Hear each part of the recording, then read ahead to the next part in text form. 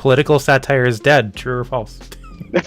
I think it's false. I think mainstream political satire is dead. I think some of the funniest people in the world are online leftists. Mm-hmm. They're really, really funny, and they're doing really satirical, funny stuff a lot. The funniest people that I can think of right now are like, at the current moment, are the people that are satirizing Elon Musk on Twitter and satirizing these companies like Chiquita. Someone made a fake Chiquita banana account, and it was saying something about how they hadn't couped a government in like X many years. Since the 1950s, right, yeah, I remember that tweet. That was hilarious.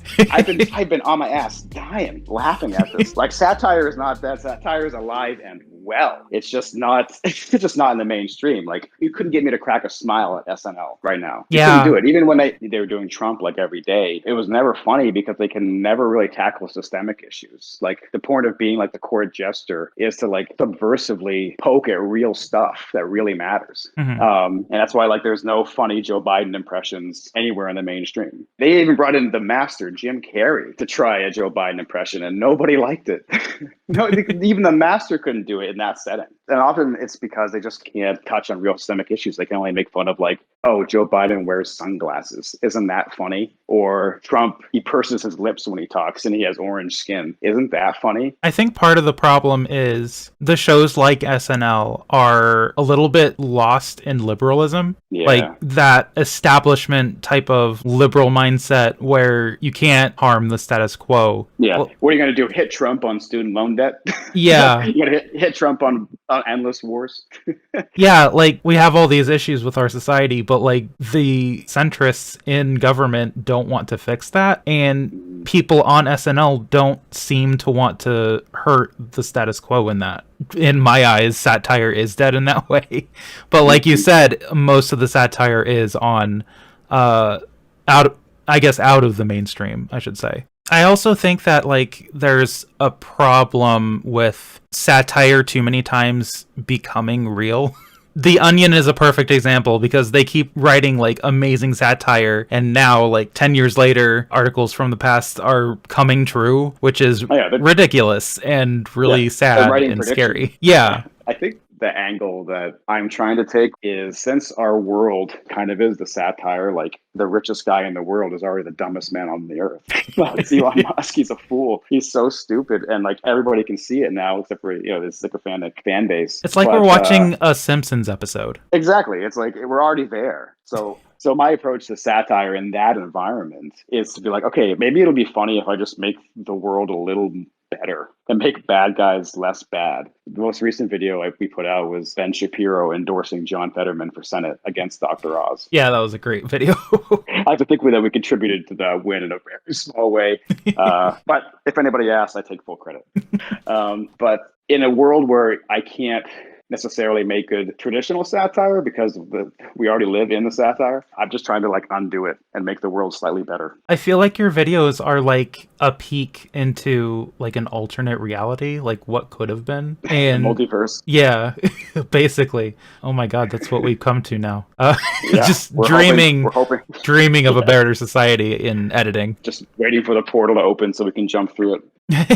Yeah. So what do you think about, I guess, the right satire? Like, personally, I think it feels more like dog whistles at this point, Yeah, it's just like how many keywords can you cram into a video or whatever, a tweet? It's just listing off things that you don't like. And say if they satirize liberals who they accuse of being communists for some weird reason, they'll just like give them blue hair. Oh, I identify as like a dump truck or whatever. They'll say all the stupid stuff that just riles the fan base up, but they're not doing anything. It's boring shit. Like, I love making fun of liberals. They suck at it.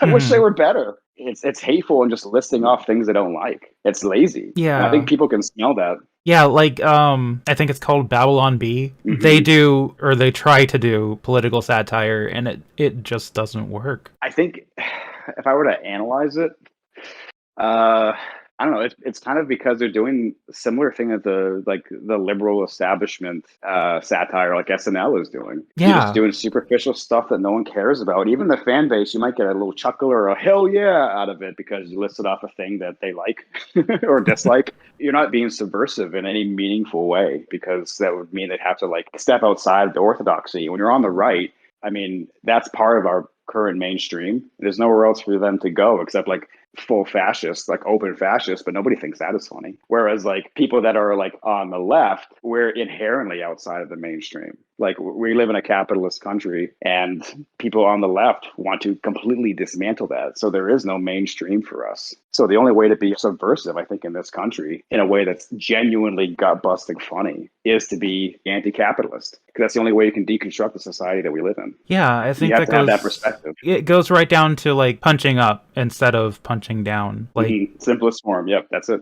yeah, basically, like punching up in the leftist way is basically like taking down the establishment and critiquing the government in that way. Like, I feel like a lot of comedy, sort of like Bo Burnham, he does a great job deconstructing all these things. Like his latest special, Inside, was great. And like a lot of leftist people really resonated with that. I wouldn't be surprised if right-wing people also resonated with it because it was honest and true, you know? Yeah, I think those perspectives are attractive to all people because everybody kind of wants to be counterculture in some way. It's just too cool.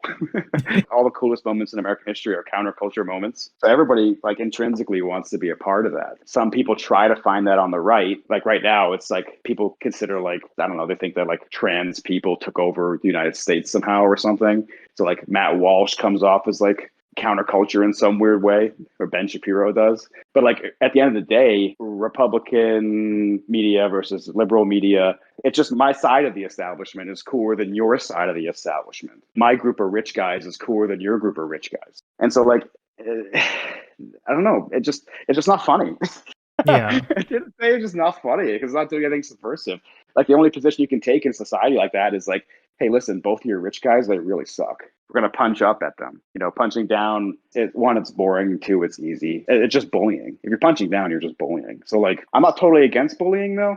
I'd rather bully up. That's why a lot of my videos target people like Elon Musk, target Ben Shapiro, target Donald Trump, at times target Joe Biden. You have to punch up, I think. I think that's just like a fundamental rule unless you're a prick. If you get a lot of joy out of like seeing people punch down to people that are like in a much tougher place in society, then like you're just laughing at bullying in like the most traditional sense. But it's actually subversive to laugh at people in power and people in real power.